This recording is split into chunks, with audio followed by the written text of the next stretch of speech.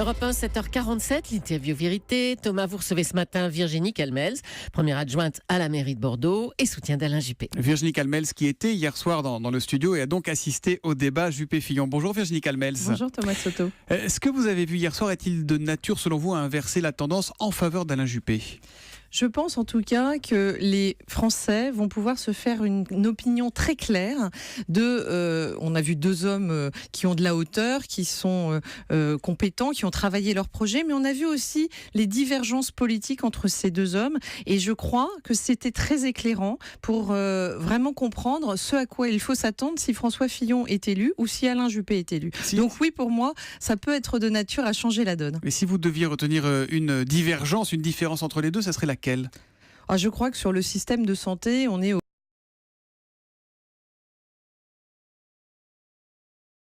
à un projet qui est assumé, libéral, économique, avec beaucoup, vous le savez, de points de convergence avec François Fillon, la retraite à 60 public, etc.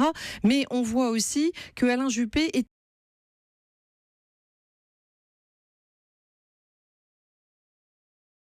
le changer et surtout il introduit quelque chose qui n'est pas neutre, c'est de dire qu'en fait la sécurité sociale ne remboursera plus que les affections de longue durée et les graves maladies et que le reste doit être pris en charge par un système privé, des complémentaires ou des assurances complémentaires privées ou mutuelles.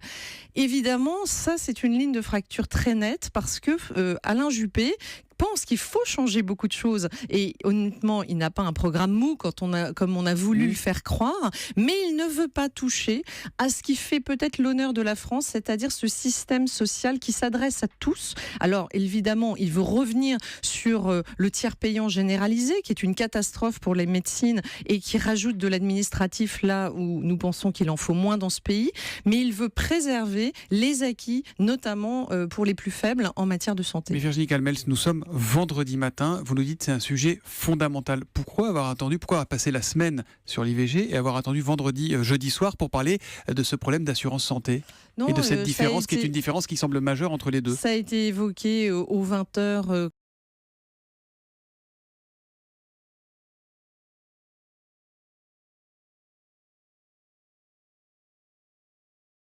Les espaces pour parler de tout. Et hier soir, il y a eu du temps.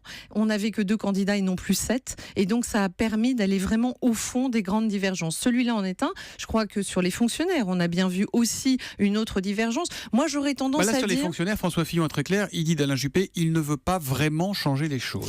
Mais en fait, je crois que c'est une caricature du projet d'Alain Juppé. Je crois qu'Alain Juppé a réussi à bâtir un projet de droite, qui par ailleurs est soutenu par les centristes. Et tant mieux, parce que ça veut dire qu'il peut être qualifiable pour la présidentielle l'année prochaine. On verra ce qu'il en est avec un projet plus clivant, si jamais c'était François Fillon qui gagne. Mais en l'occurrence, Alain Juppé réuni autour d'un projet de droite, mais c'est une question de curseur. Il considère que son projet est équilibré, il est financé et il permet de sauver la France. Pourquoi aller plus loin ?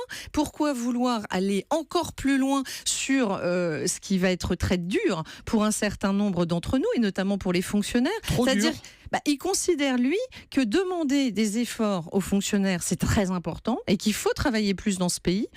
Demander 39 heures, très bien, mais payer 39. Payer 37. Et donc, lui, il paye 37, François Fillon. Voilà, et payer 39 chez Alain Juppé. Mais comme il arrive à le financer, comme il arrive à avoir un projet qui respecte la loi des 3% imposés par Bruxelles, comme finalement on sauve, sur le déficit, on ne creuse pas du déficit complémentaire. C'est comme pour la TVA. Alain Juppé fait et demande un effort aux Français sur la TVA de 6 milliards, alors que François Fillon demande un effort de 16 milliards. Donc on voit bien, 2 points sur les 2 taux.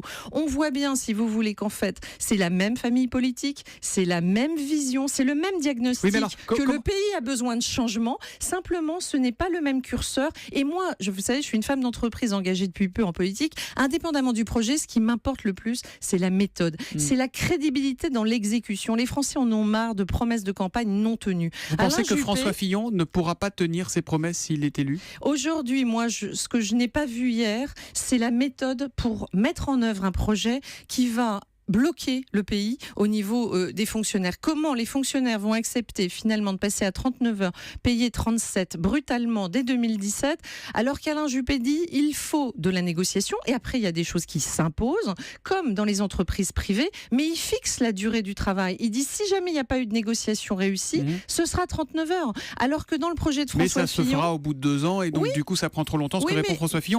Oui, mais pardon de dire que quand vous mettez pas de limite, c'est-à-dire que vous allez sur la norme européenne qui va jusqu'à 48 heures, vous n'incitez pas non plus les partenaires à se mettre d'accord. Donc ça peut finalement, si vous voulez, à trop promettre.